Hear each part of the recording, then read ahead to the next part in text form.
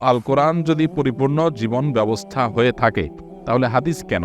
খুবই হাস্যকর একটা বিষয়। আমাদের সমাজে অনেকের মুখে এখন আজকাল এগুলো শোনা যায়। কোরআন যদি পরিপূর্ণ হয় তাহলে হাদিস কেন? কোরআন পরিপূর্ণ, কোরআন হলো মূল পাঠ, এটার ব্যাখ্যা গ্রন্থ হলো হাদিস।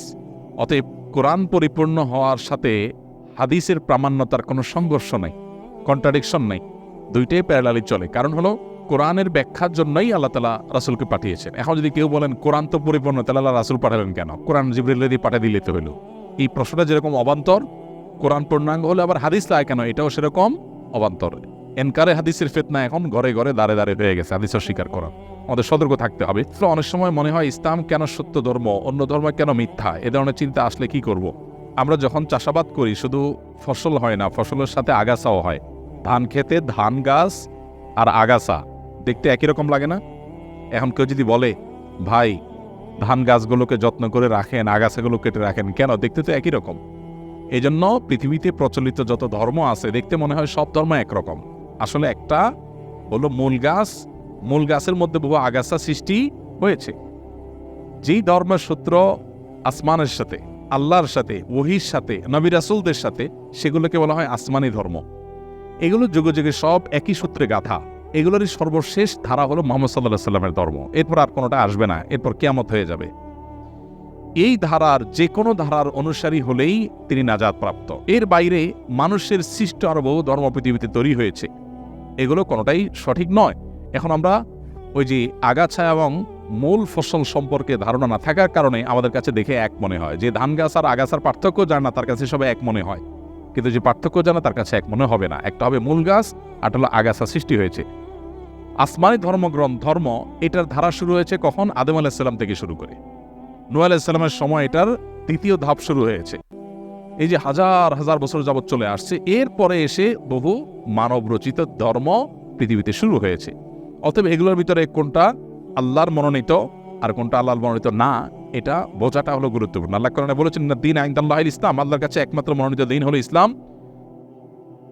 ওয়া মান ইয়াবতাগি গায়রাল ইসলামি দীনান ফালা ইয়াকবালু মিনহু, আল্লাহ বলেছেন যে ব্যক্তি ইসলাম ছাড়া অন্য কিছু আল্লাহর কাছে ধর্ম হিসেবে নিয়ে আসবে, অ্যাকসেপ্টেড হবে না।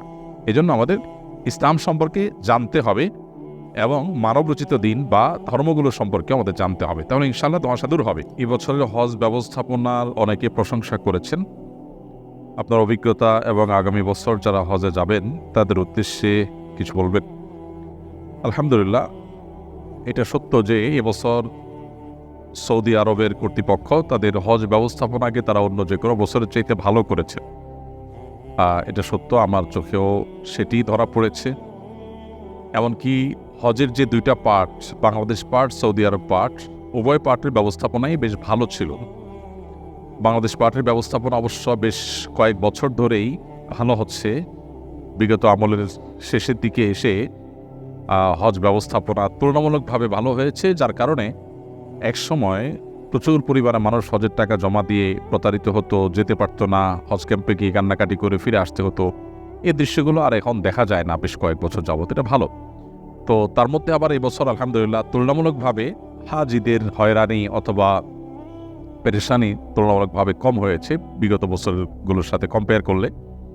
আর সৌদি আরবের পার্ট যেটা, ওখানকার যে হজের কার্যক্রম, সেটা আলহামদুলিল্লাহ সৌদি সরকার তুলনামূলকভাবে বিগত যে কোনো বছরের চাইতে বছর খুব ভালোভাবে হ্যান্ডেল করেছে, যার কারণে ভোগান্তি কম হয়েছে। বিশেষ করে অতিরিক্ত গরমে ভিড়ে মানুষ মৃত্যুর যে হার, সেটা বেশ খানিকটা কম, অনেক কম, যার কারণে সব মিলিয়ে প্রশংসা করার মতো একটা পর্যায়ে আসছে। এবং এখান থেকে বোঝা যায় যে কর্তৃপক্ষ চাইলে হজ ব্যবস্থাপনাকে আরও সুন্দর করা সম্ভব, আরও সুষ্ঠু করা সম্ভব। তো আমরা আশা করব সেটা তারা অব্যাহত রাখবে। এবং হজ যদিও কষ্টকর একটা সফর, তারপরও এটা যেন তুলনামূলকভাবে মানুষের জন্য কম কষ্টের হয়, তুলনামূলকভাবে মানুষের জন্য যেন সহনীয় হয়, সেই জন্য তারা যথাযথ ব্যবস্থা গ্রহণ করবেন। তারা আন্তরিক হলে এবং সিরিয়াস হলে আসলে আরও অনেক ডেভেলপমেন্ট করা সম্ভব। আল্লাহ তাদেরকে সেই তৌফিক দান করুক, আমরা দোয়া করি। এবং সামনের বছর যারা যাবেন বা অন্য যে কোনো বছর যারা হজে যাবেন, আমার পরামর্শ হলো যে জীবনে যখনই হজে যাওয়ার তৌফিক হবে ইনশাআল্লাহ, হজে যাওয়ার আগে যথাযথভাবে বারবার একাধিকবার প্রশিক্ষণ নেবেন।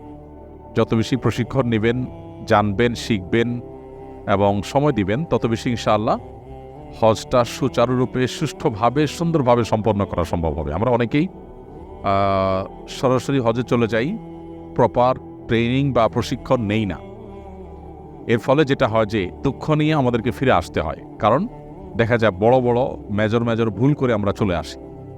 তো এই জন্য হজের সফর সহজ হওয়ার জন্য, পুরো সফরের কার্যক্রমগুলোকে সহজতর করবার জন্য প্রশিক্ষণ করার বিকল্প নেই। যারা অভিজ্ঞ, তাদের অভিজ্ঞতার আলোকে যে প্রশিক্ষণগুলো হয়ে থাকে, সেই প্রশিক্ষণগুলো আমরা গ্রহণ করবো ইনশাআল্লাহ। আসুন্নাহ ফাউন্ডেশন থেকে প্রতি বছরই হজযাত্রীদের উদ্দেশ্যে প্রশিক্ষণ নিবেদন করা হয় এবং আলহামদুলিল্লাহ সে সমস্ত প্রশিক্ষণে হাজার হাজার মানুষ অংশগ্রহণ করে। যে এজেন্সিতেই যাক না কেন, এই প্রশিক্ষণ আসুন্নাহ ফাউন্ডেশন থেকে সম্পূর্ণ ফ্রি উপস্থাপন করা হয়ে থাকে। অতএব যারা হজে যাবেন তারা ফাউন্ডেশন ট্রেনিং হোক বা অন্য কোনো ট্রেনিং হোক, সেই ট্রেনিংগুলোতে ইনভলভ হবেন এবং প্রশিক্ষণ নিয়ে যাবেন। ইনশাআল্লাহ আপনার ইবাদতটাও ফলপ্রসূ হবে, সফরটাও সহজতর হবে ইনশাআল্লাহ। আস-সুন্নাহ ফাউন্ডেশন, উম্মার স্বার্থে